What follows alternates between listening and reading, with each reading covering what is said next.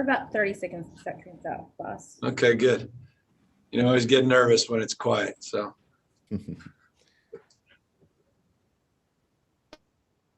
There she goes.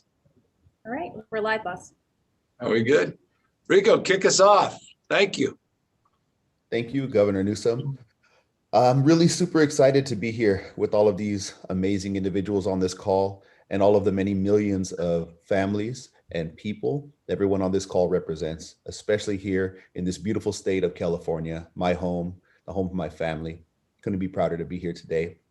My name is Rico Mendez. I'm the Chief Elected Officer of SEIU Local 521 here in California. I'm also the Secretary Treasurer of CCPU. You know, this is a historic moment that we're all able to be a part of that's going to make California a stronger and better place for every single family that lives here in California and everyone that makes their home here in California. I want to recognize the hard work of our members, particularly those on the negotiation team led by Max Arias, our CCPU Chair and Executive Director of SEIU Local 99 in Los Angeles, along with my warrior sister, Johanna Puno Hester, Assistant Executive Director of UDW AFSCME Local 3930 and CCPU Vice Chair. Now today, I have the honor of introducing a person who's been looking forward to this day since 2003, nearly 20 years. That's when Racine Reese first started organizing and fighting for her right to join a union as a California family child care provider. From San Bernardino County, Racine currently owns and operates All God's Children Child Care in Victorville, California. She began her child care journey simple enough, as a way to balance work, school, and spend more time with her children. But when she realized so many parents around her lacked access to care, she realized she had found her calling, offering 24-hour childcare. Now, as a leader in CCPU, her strong will and passionate leadership have helped bring together providers from across Southern California. She is a pastor, the founder and executive director of a nonprofit that serves homeless women and teen girls, and she serves as a bargaining team member for Child Care Providers United. Please join me in welcoming Racine Reese. Thank you, Rico. I was going to ask who you were talking about there for a minute. That was nice, very nice, thank you. Good morning, everyone. Thank you for having me today. My name is Racine Reese. I'm from San Bernardino County, and I am a proud member of the Child Care Providers United Negotiations team. I provide 24/7 childcare for hardworking families who are on the front lines, such as nurses, assistants, and aides. I am proud to provide children with a quality early learning program and give working parents a peace of mind, which is something that I did not have when I decided to start doing care 21 years ago. I have been providing care, as I said, for over 21 years now, and today's action means our voices are finally being heard after our decades-long fight. Thousands of provider and parent phone calls and emails, and hundreds of us turning out to in-person actions to speak out on what child care providers and families need made the wins in this budget possible. Yes.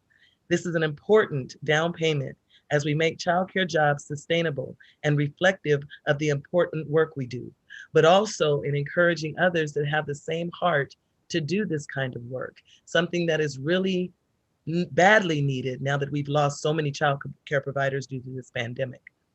This is an important, I know we do not fight alone. I want to thank all of our allies and state legislators who stood by our side throughout our fight for union recognition, our first contract, and now investing in care for our children and the families we serve. We appreciate the support of the Assembly, the Senate, and the Women's Caucus. And we would also like to applaud Governor Newsom for making sure childcare will become more accessible to working parents. I know by having these strong leaders by our side, California's youngest learners will continue to thrive under our care. Thank you so much. Thank you so much, Racine, for all of the amazing work that you're doing. And thank you, Governor Newsom, for all of the leadership you've shown on this important issue to families. I now have the pleasure of introducing our next speaker, a true warrior for working families, Johanna Puno Hester, Assistant Executive Director of UDW AFSCME Local 3930, and proud CCPU Vice Chair. Sister Hester, take it away. Thank you so much, Rico. Good morning, everyone, and thank you for having us. What a great day this is. It is a pleasure to be here virtually with you all. My name is Joanna Puno Hester, and I am honored to be with the Child Care Providers United and UDW AFSCME Local 3930. I know how important early childhood education is for our state's children, and also how crucial quality affordable childcare is for working families. And so does our next speaker, who I have the honor of introducing today. She is someone who has spent over 2 decades providing exactly that kind of care to children in San Diego County, and the last 2 years in the trenches of helping to make our state's childcare system better for providers and the families that they serve. I am thrilled to be here today to introduce Miren Algori. As a member leader and part of our union's bargaining team, Miren fights tirelessly to providers like her across California, ensuring their needs are met and their voices are heard. In fact, in 2019, Governor Newsom assigned Miren to a special subcommittee of the Early Childhood Policy Council, a role she continues to serve today.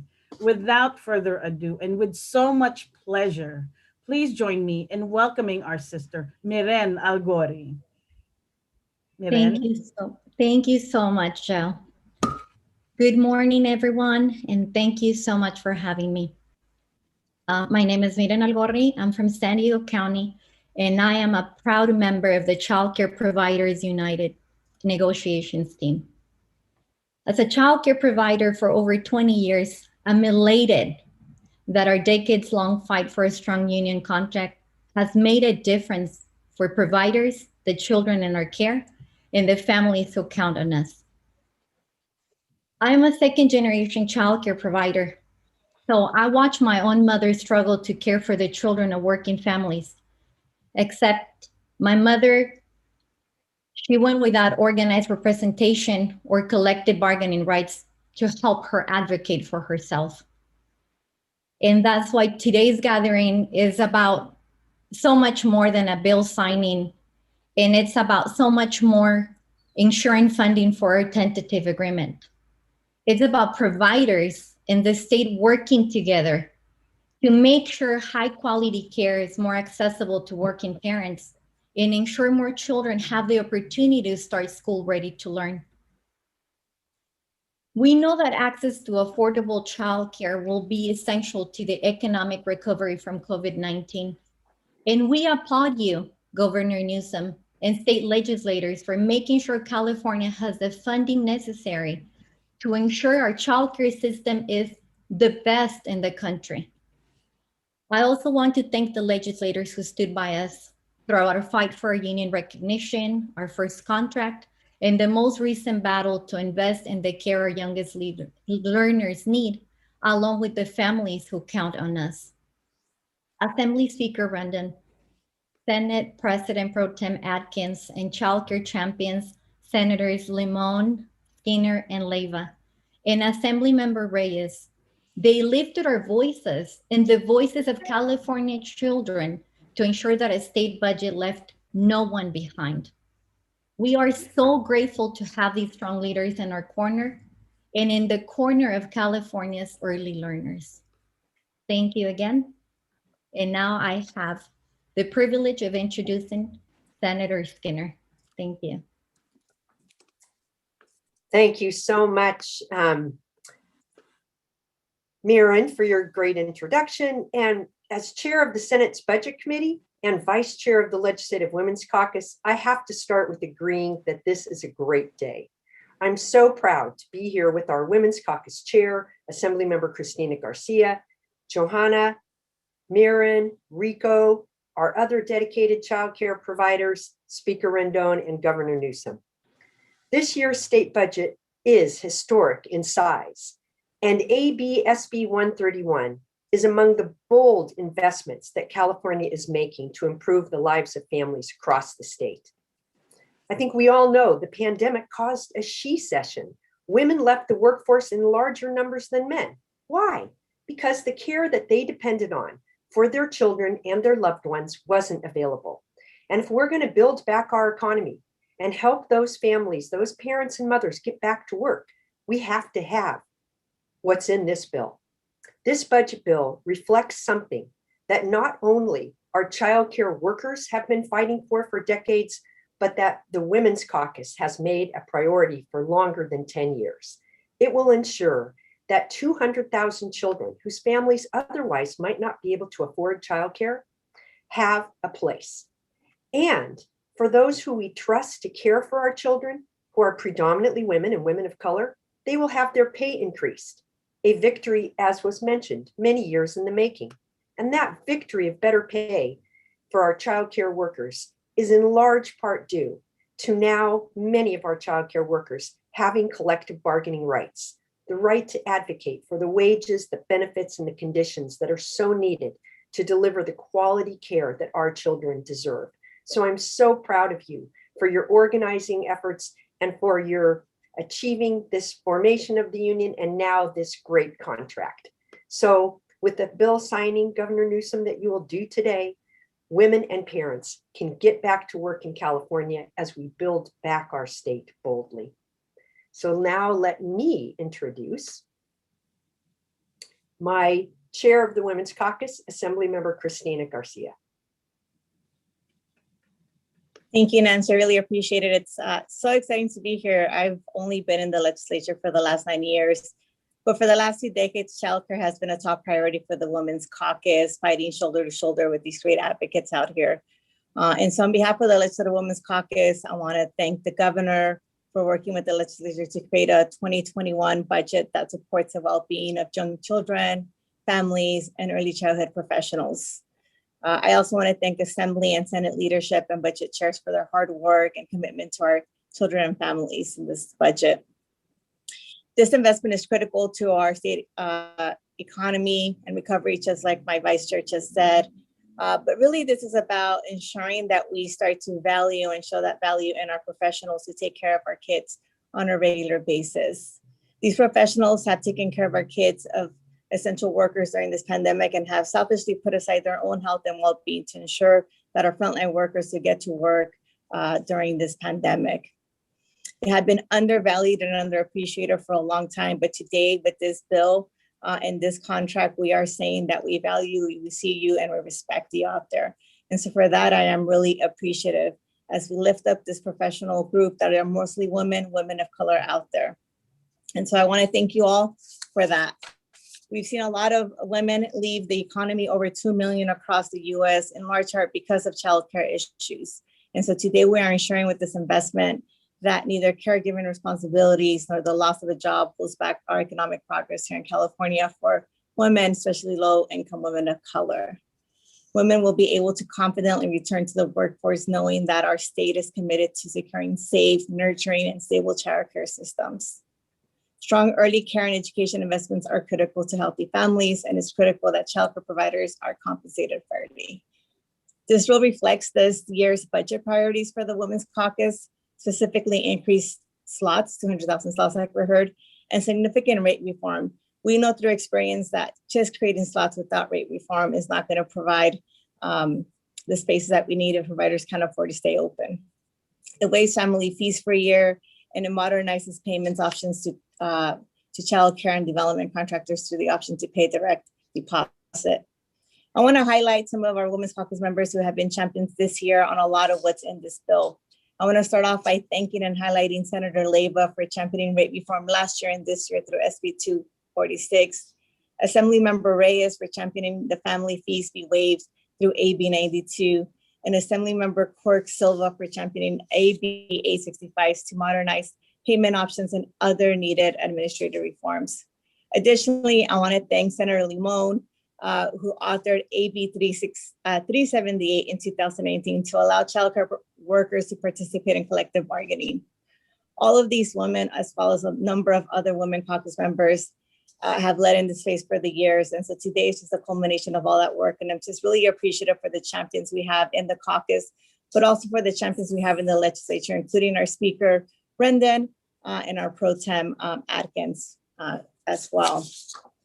I'm really thankful that this governor prioritizes women and families and has finally moved this profession forward with this investment today.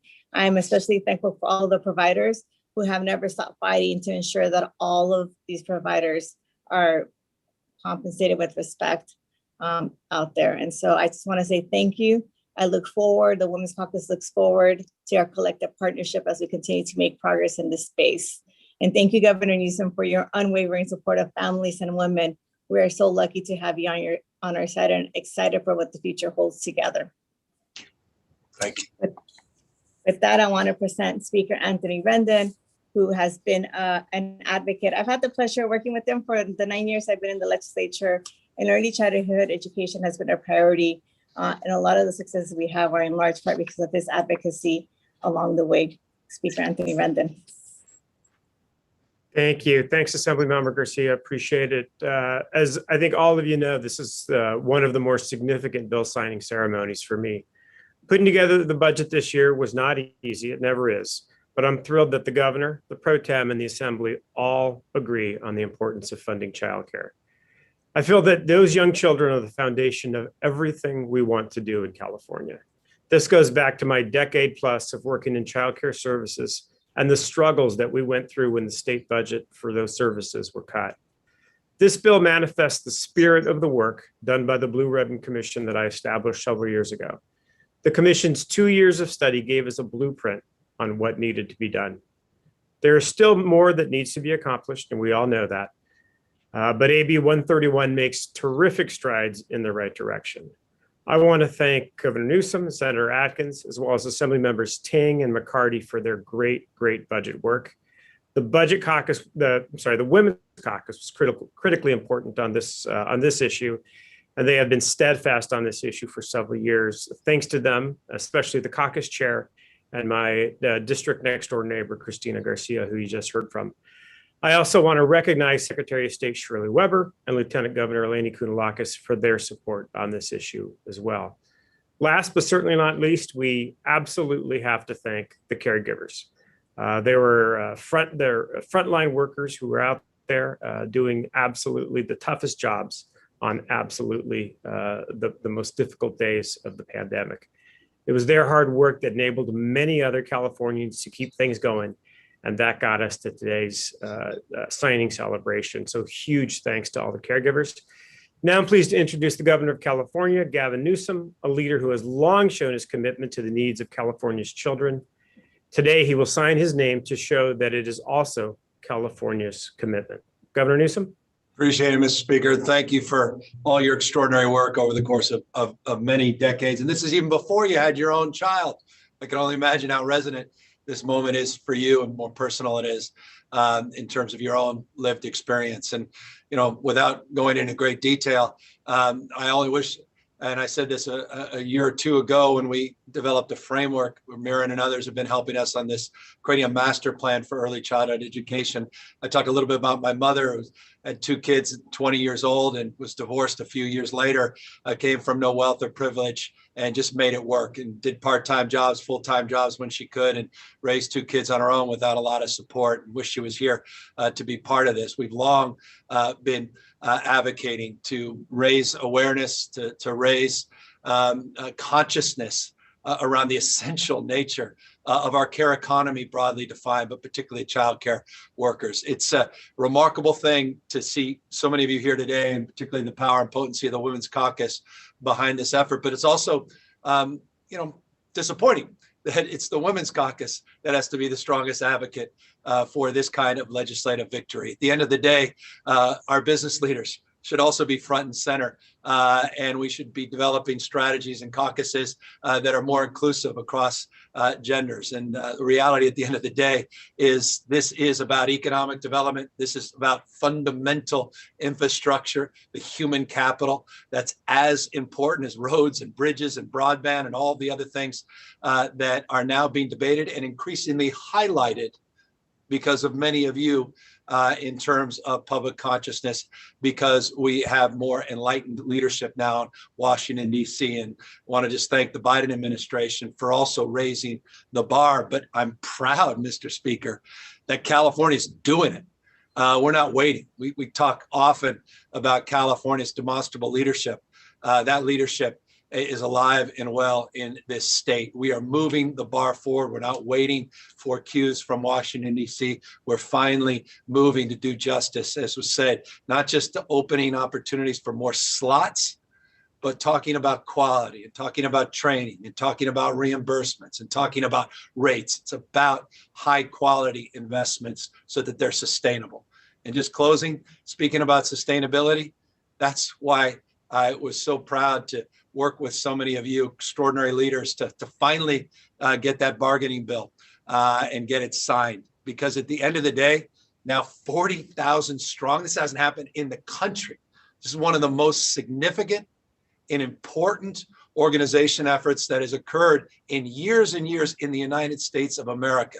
And you made that happen. SEIU, you made that happen. Rico, your team, UDW, ASME, you made that happen. And by the way, I'd be remiss, Alma Hernandez, thank you. Doug Moore, thank you. To the incredible leadership at the internationals and Mary Kay and others that really, Lee and Saunders, that were there 24/7, trust me, on my phone, making sure things were going on well throughout this process, not just when we signed the bargaining bill, but when we worked through the last number of months as it relates to coming to an agreement on that first contract. Never an easy thing, first contracts, but we got it done. And I just want to thank each and every one of you for not giving up on this cause and for setting course for a much more, not just enlightened future, but as I said, sustainable future. That's what Workers' Voices are about, and empowering this community of remarkable leaders and caregivers, disproportionately women and women of color, will have impact far beyond this industry. And so I'm really proud of that, proud of our state, Mr. Speaker, proud of you and your faith and devotion to this cause, to the pro tem who can't be with us here today, to Lieutenant Governor that made this one of her top priorities, to Dr. Weber, who we haven't forgotten was central to all this. Senator Limon, thank you. It's, technically we'll be signing onto your legislation and the entire Women's Caucus. But again, as the Speaker said, and I'll close with this, really, it was each and every one of you, the caregivers themselves. I saw y'all on the campaign trail everywhere I went, making a point, showing up in force, united. And I'll tell you, if passion persuades, you did it. Your intensity, your commitment, your resolve. Thank you. We wouldn't, as the Speaker said, be here without each and every one of you. Final words. 2.6 billion reasons why we're really proud this year. That's just the commitment of investment in this fiscal year for childcare and early childhood supports. By the way, it doesn't include TK. That's separate. 2.6 billion. We are committed at a completely different level to that next generation. And so let's keep that momentum. Let's not make this episodic, and let's continue to reach let's continue to meet our expectations and continue to improve upon the work that we are now advancing here today. With that, I'm honored now to grab the legislation and to have the opportunity to virtually be with all of you here today and to officially make this legislation the law in the state of California. To Mirren, Johanna, to Rico, Senator Skinner, incredible budget leader in the Senate that, trust me, had your back throughout and rightfully is with us here today. To all of you that are assembled, it is my honor to make this official here in our state. That's for all of you. Thank you for your extraordinary work. Congratulations. It's wonderful to be with you here today. Take care, everybody.